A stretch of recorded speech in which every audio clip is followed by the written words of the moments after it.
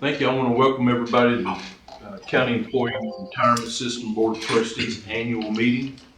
At this time, Ms. Vicki, do you mind to read our opening statement, please? Yes, sir. For the record, I want to note that this is the annual meeting of the County Employees Retirement System Board of Trustees.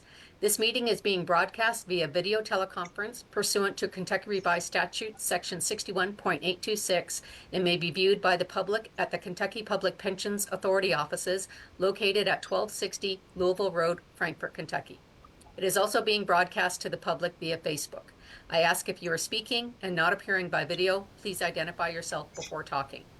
In the event the video or audio broadcast is interrupted, we will attempt to reestablish a connection. If a connection cannot be reestablished within 30 minutes, the meeting will be adjourned and rescheduled to another date. Okay. Thank you, Vicki. Sherry, do you mind to take the roll, please? Yes, sir. Mr. Cheatham, Here. Dr. Carver, Here. Mr. Foster, Here. Mr. Fulkerson, Here. Dr. Hackbart, Here. Dr. Milkman, Mr. O'Mara, Here. Mr. McGraw, Here. and Mr. Webb. Here. Thank you. Okay. Thank you. Quorum being present, we'll proceed with the meeting. Sherry, is there any public comment? No, sir, no public comment for today. All right, thank you. In your package, you had a set of minutes from the March 10th meeting.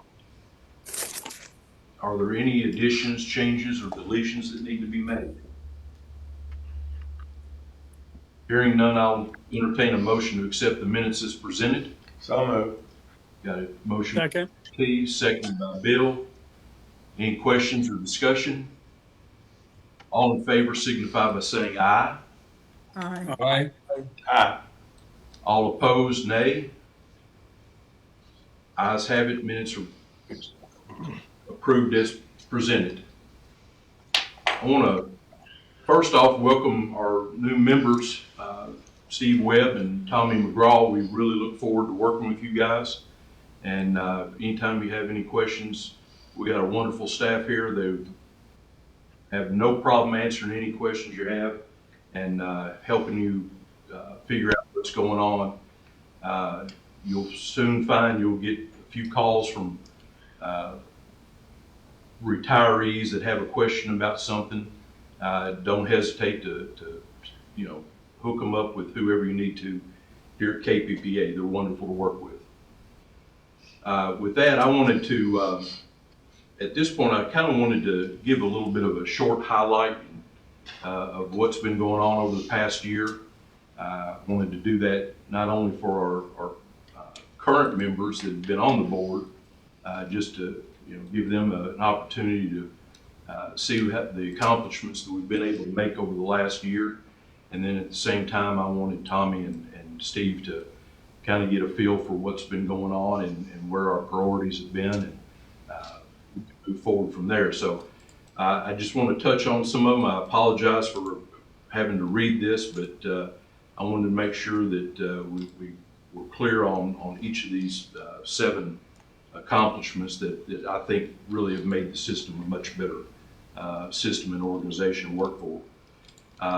Together we've tackled a lot of different issues that have been lingering for several years, mainly in the legal side of things.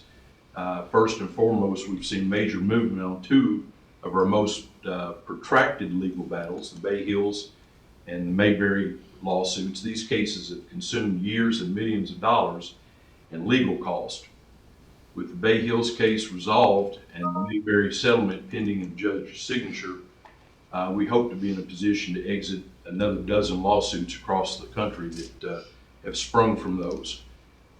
Protecting the CRS assets and closing an expensive chapter in our history with regard to the legal issues has been one of the keys that I wanted to focus on over the last year.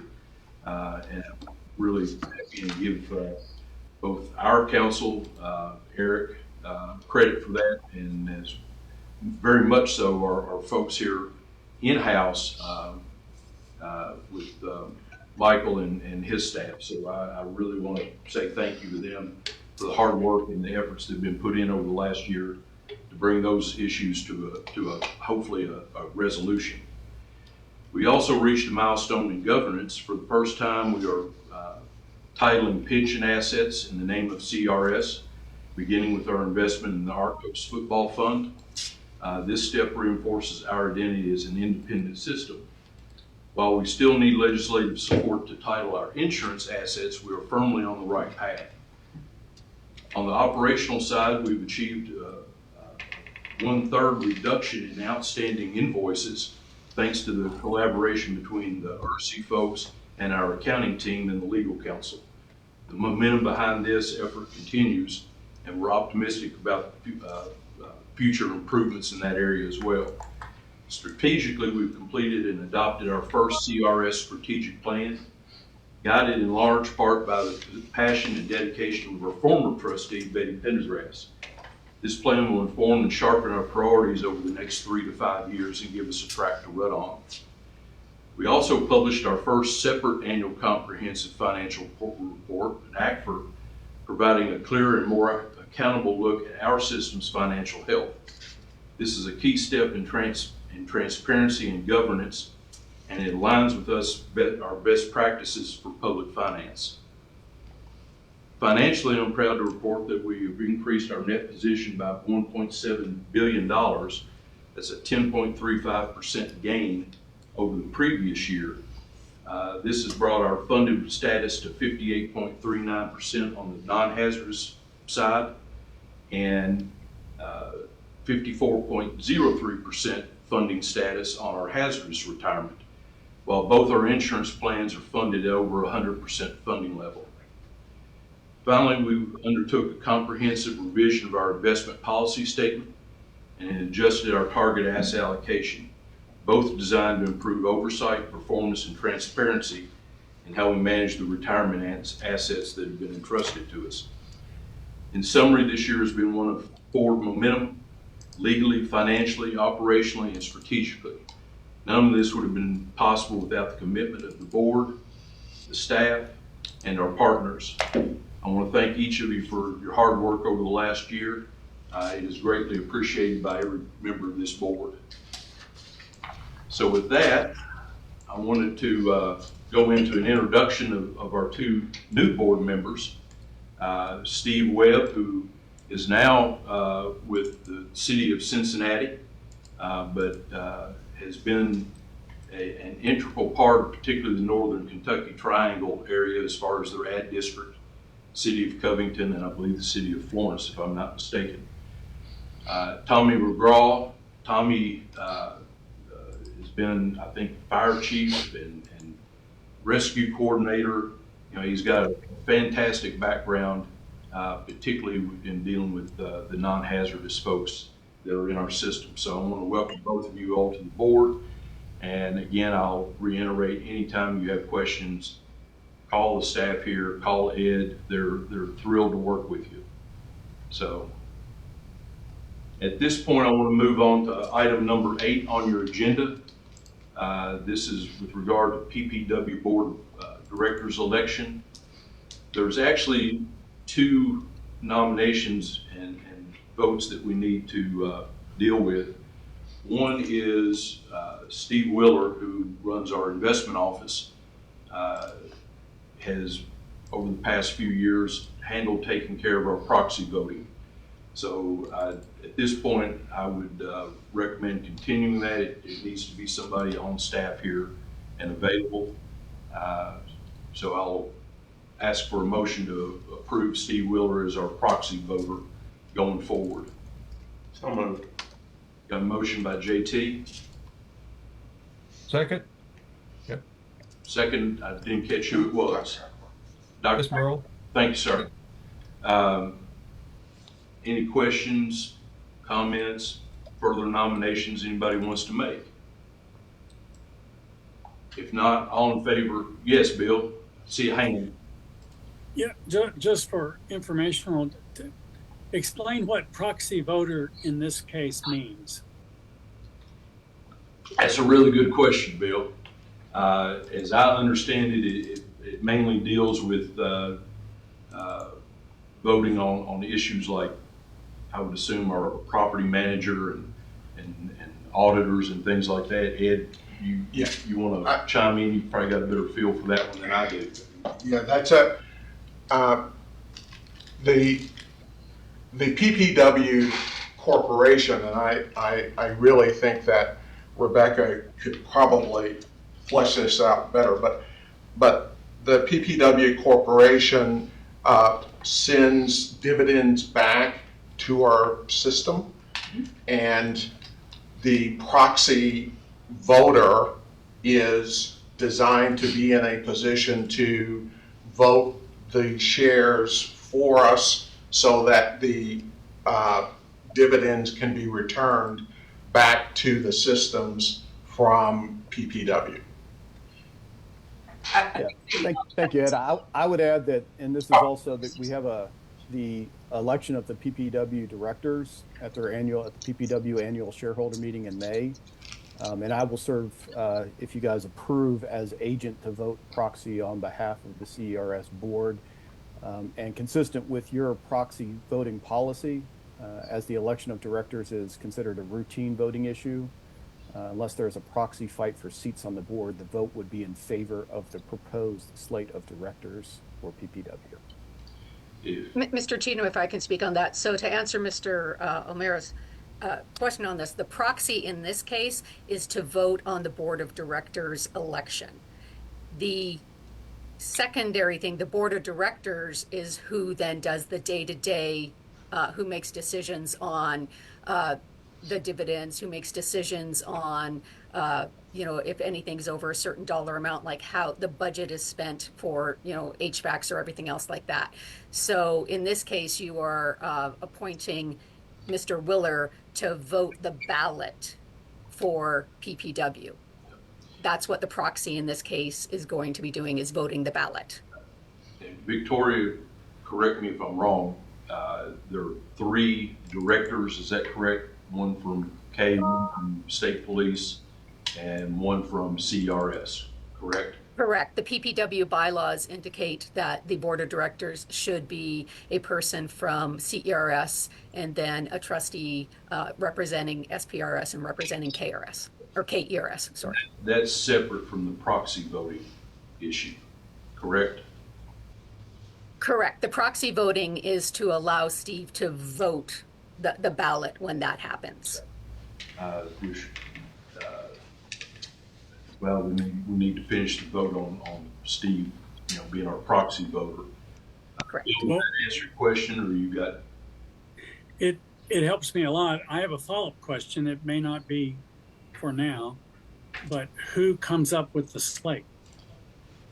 The slate is what will be the second vote, I think, that Mr. Cheatham was talking about. So okay. CERS gets to put forth one director that will then go on. They could put more, but ultimately it's like one of CERS will be determined on the ballot, and then KERS or KRS puts forth a KERS and an SPRS representative. Okay, thank you. Okay. All right. Any other questions with regard to the proxy voter and nomination for Steve Willer? Hearing none, I'll ask for a motion to, I think we already did the motions, correct? Right. Okay. So we'll call for the vote. All in favor of Steve Willer being our proxy voter on PPW, signify by saying aye. Aye. Aye. All opposed? Ayes have it. The second item, as Bill alluded to, is we need to nominate someone to our board to be on the board of directors for PPW. At this time, I would recommend to the board that JT Fulkerson serve in that position. Anybody? So moved. Got a motion by Bill, a second by Dr. Carver. Any questions? Hearing none, all in favor signify by saying aye. Aye. All opposed? Ayes have it. Steve, we appreciate your willingness to continue on, and obviously, JT, we appreciate your help and input on this board, this committee as well, or I guess it's a board technically. Thank you. All right, at this time, we'll move into, I guess, the primary point of business today, and that's the election of officers for the upcoming year. We've got both board chair, board vice chair, and committee assignments to look at. So at this point in time, I will accept nominations for board chair. Mr. Chairman, I'd like to make a nomination. Yes, sir. I'd like to nominate Lyle Cheatham as another term as board chair, and further move that nomination cease and Lyle be approved by acclamation. I second all of that. I got a first and a second, and I'm sitting here thinking about that one. But I appreciate your vote of confidence. The motion on the floor is to reappoint myself as chair by acclamation, seconded by JT. All in favor of that, signify by saying aye. Aye. All opposed? Ayes have it. I appreciate your vote of confidence very much. That means a lot to me. At this time, we'll move on to board vice chair. Mr. Cheatham, I would like to nominate Mike Foster, vice chair. Second. Okay, I got it. Was that you, Tommy? Yes, sir. All right, thank you. You got a motion by Dr. Carver and a second by Mr. McGraw to nominate Mike to a second term as vice chair. Any other nominations? Hearing none, I'll call for the vote on Mike Foster as being vice chair for a second term. All in favor signify by saying aye. Aye. All opposed? Ayes have it. Okay. As our bylaws, and you guys may want to get a pen and paper out, but I know Sherry will reach out to you and give you all the information. One of the things that I didn't mention that we did over the past years, we increased the number of folks that we have on each of these committees to a number of 5 versus 3.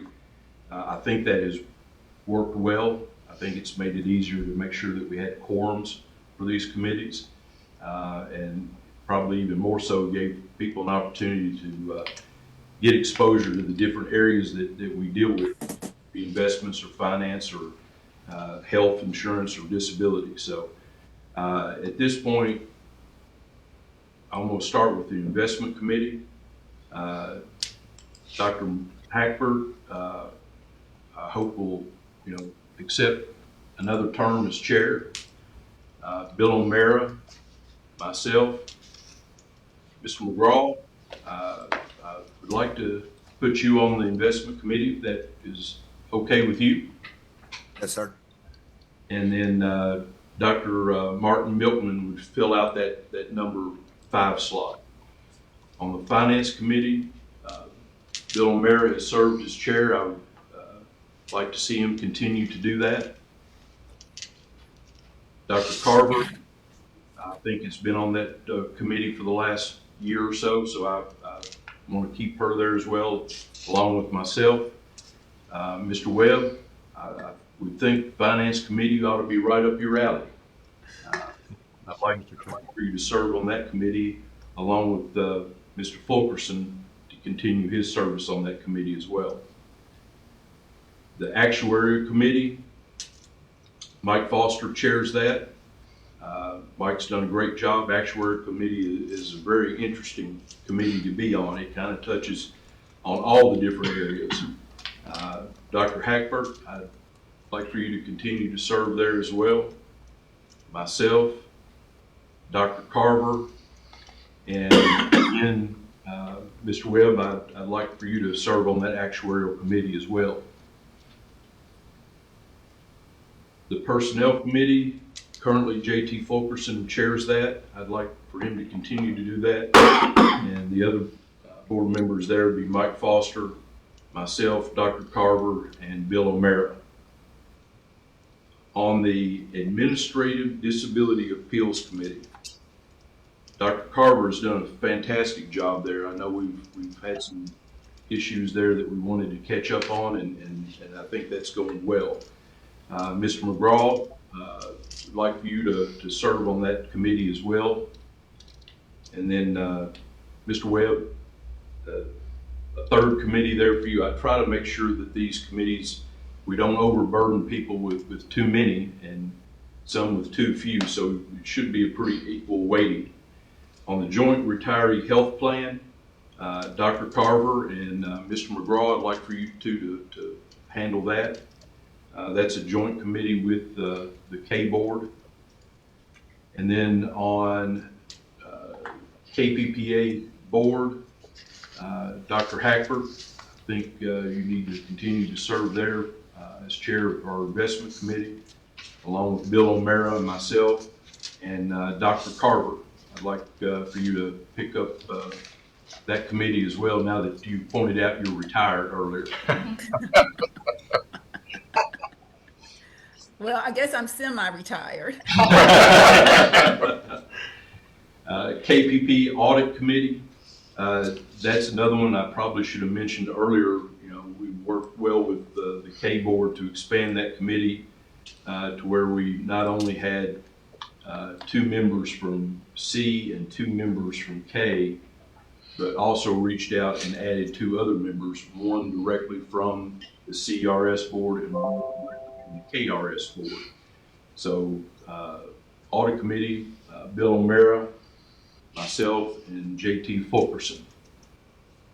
And then, as we discussed earlier, the PPW, JT will carry the CRS hat on that board. If any of those assignments, don't fit with where you think you want to put your efforts, please let me know. We can always adjust those, but I think everybody will find those committees a good opportunity to get a feel for how the system works, and it'll make you better trustee going forward. As everybody knows, not all of us are guaranteed to be here very long, so we want to make sure everybody has a good understanding of what's going on. So if you're called upon to step into other roles, you'll be prepared to do so. So with Mr. Cheatham, I'm sorry. if I may, did you announce the one for the KPPA Ad Hoc Regulation Committee? I did not. I know I've been serving on that one. Is there a CRS person on that one as well? Yes, in the past, Mr. Powell was on that committee. Okay, and give me that committee one more time. It is the KPPA Ad Hoc Regulation Committee. Oh, okay. Yeah, that was a fun one. Anybody want to volunteer for the Ad Hoc Regulation Committee? Okay. Chair, that sounds very boring, and I deal with boring items every day, so I'll agree to serve on that if you like. Wait a second. And feel free to serve on it. All right, Mike. It is certainly exactly as you stated. So, I appreciate you volunteering. That somehow we missed that one. Okay. With that, that concludes the board elections and committee assignments. I'd like to move on to item number 9 on your agenda, which is a closed session to review and legal issues. I'm sorry, it's the KPPA update. There's a number 10. Yeah. Somehow it's not on my agenda. That's Okay. regular meetings, so we can do that. Yeah. Ryan, I know Yeah. you've had some issue. I just didn't look past the closed session. Sure, If if you we don't have a couple mind. minutes, Yeah. otherwise it's in the Yeah. packet, but just, it'll take a couple Yeah, minutes. it just, for whatever reason, just wasn't on my agenda. Sure. So I think my notes are on page 13, which I think is up on the screen. I know Amy in communications has been sending out legislative updates, and just wanted to go over that briefly. We basically got half of what we were asking for. The House Bill 30, which we've called pension spiking, public employee benefits, is how it's, I think, titled. That has been signed by the governor, so will be effective. There is a good legislative summary that is coming out that talks about that bill along with the 4 other bills. The other half of what we asked for that we didn't get, House Bill 71, which is the reorg for the Office of Financial Management, we had multiple meetings and there wasn't any dissent throughout the process. 93-0 in the House, 11-0 in the Senate committee. Took a lot of energy to get it on the agenda in the Senate. There was a lot of people around this table throughout this building that did various meetings. So I think it was very successful on the sales pitch side, but obviously leadership didn't put it on the last session. Now there was competing interest on the last session, but it didn't get that third vote, so it made it through. But it had the fate of what most bills. There's over 1,000 bills filed this session, and over 86% do not become law. But I think that tells us 24 and 25, we essentially took a similar strategy in terms of the bill. I think it's important. I think all of us around the table think it's important. But it is, one agency with not a major reorg. So we think it would be prudent to rethink, maybe add some additional items in there, and continue the process of communication and maybe focus more on leadership, because we've talked to some leadership, but a strategy of maybe which side it starts in. Do we have other things that we would like to add in? There's other legislative priorities that may raise the level of importance. So we're not going to do the same thing that was done in 24, not going to do the same thing in 25, and come back with an additional plan. PPOB is already going to talk about legislation in the next meeting. We didn't immediately rush in because no legislator wants to leave session and immediately talk about the legislative session. But we have meetings that are upcoming with some key members of leadership on that. Like I said, the legislative summary, I think, is a really good document, and that will be coming out, kind of the recap of all the session and all the other bills that will have impact here at KPPA. Wanted to also touch on the strategic plan. We were hoping today to have a little bit more robust conversation, but we think it's better for the next meeting. It's more appropriate, having additional information.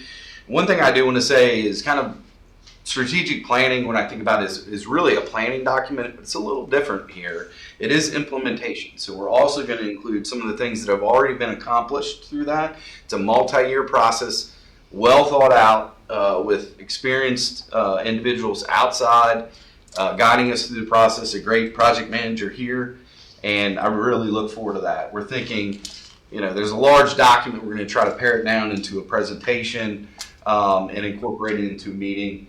We think that the best delivery back to the boards. Moving on to the board retreat. There's been a lot of great analysis done on that. We want to be conscious of the budget and how to execute this. I think as early as next week, we will be able to come back with maybe specific dates and a location.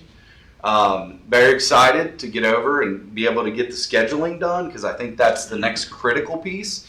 But I think Ashley and some others throughout the organization done a really good job kind of putting together the numbers and thinking through the business case for it. And I will say, I think it's great, Zoom and all that, but this will be kind of an opportunity to get to know everyone, good programming. So as soon as we get the date, I'll be soliciting input on programming, and very much look forward to that. But I think we have some good options.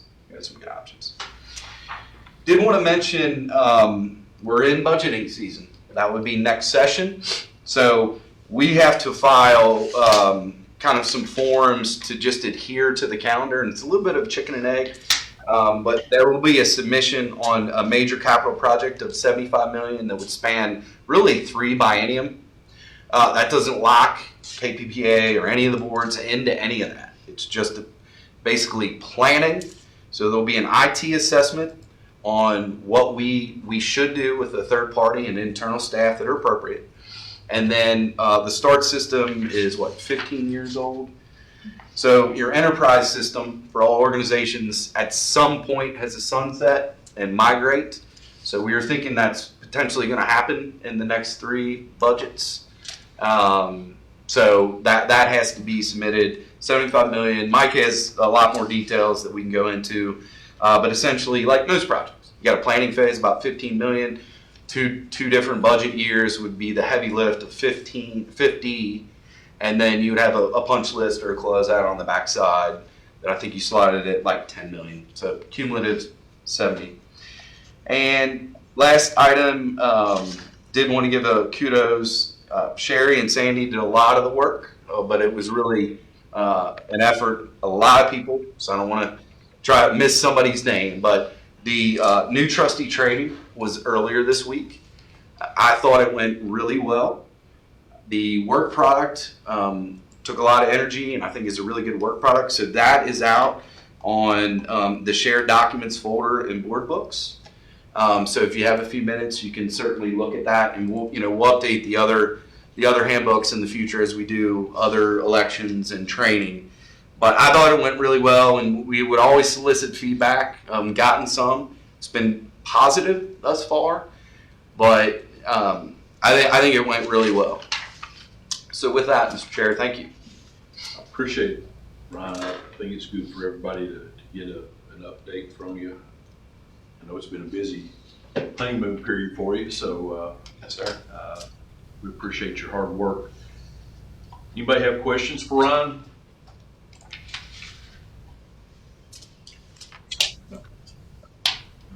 Okay. With that, I guess my question really is, do we have a need to go into closed session for legal? I don't see Michael on the call. No, sorry, Michael and Eric are both at the Court of Appeal Hi, in Danville right now. I'm here to fill in for Eric. Okay, all right. And Michael said that he had no updates. There was no update, no reason from the KPPA side to go into closed session. Okay. Colin, is there anything that you need to cover? Very briefly. Okay. With that, then I need a motion to go into closed session. So moved. Got a motion, do I have a second? Second. Seconded by Bill. All in favor signify by saying aye. Aye. Aye. Aye. Ayes have it. Before we go offline, we need to read the following statement. A motion having been made in open session to move into a closed session for a specific purpose, and such motion having carried by majority vote in open public session, the committee shall now enter closed session to discuss pending litigation pursuant to KRS 61.810C. With that, Philip, if you don't mind.